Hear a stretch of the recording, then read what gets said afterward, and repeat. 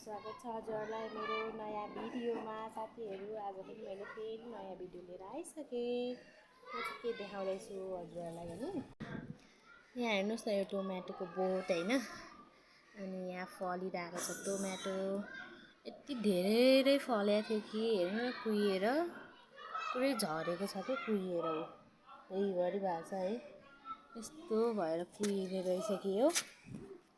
हेर्नु न, यति मजाले पाकेको छ यो। अनि यहाँ चाहिँ कुहिएर यस्तो भएर कुहिने रहेछ। यो चाहिँ धेरै भइसक्यो कि, धेरै भइसक्यो। यो पनि कुहिनु लाग्यो कि होइन रहेछ, यस्तो भएर कुहिने कि यहीँ कुहिएर यस्तो हुने रहेछ।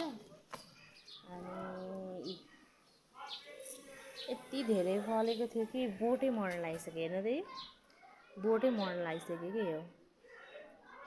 अनि यहाँ 2टा 3टा चाहिँ पाक्न लागेको छ कि फेरि, यति मजाले पाक्न लागेको छ।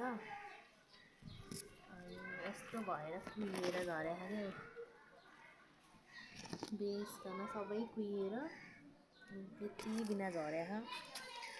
यति राम्रो फलेको थियो है। हेर्नु न, बोटै मरिसक्यो। अनि के फल्थ्यो धन्न पो फलेको छ। यति भए नि फलेको छ साथीहरू, हेर्नुहोस् है। म चाहिँ यहाँ बारीको छेउमा आएर बसेको कि।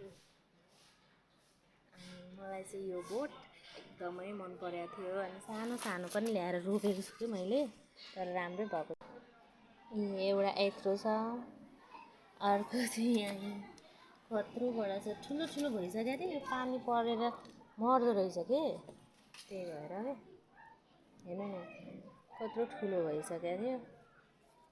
मलहरू नहालेर पनि यस्तो भएको होला सायद है।